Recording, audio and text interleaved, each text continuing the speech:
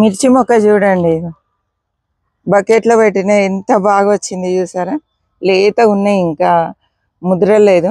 ఇంకా పూత కూడా చాలానే ఉంది. చిన్న మిద్దె తోట అండి, చక్కగా ఇంటికి సరిపోని కూరగాయలు వస్తున్నాయి.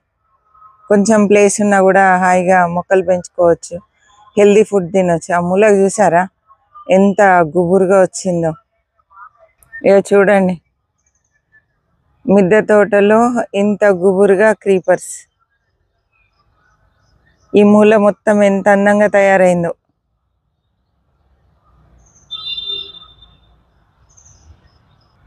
టేబుల్ నిమ్మ పూత స్టార్ట్ అయిందండి.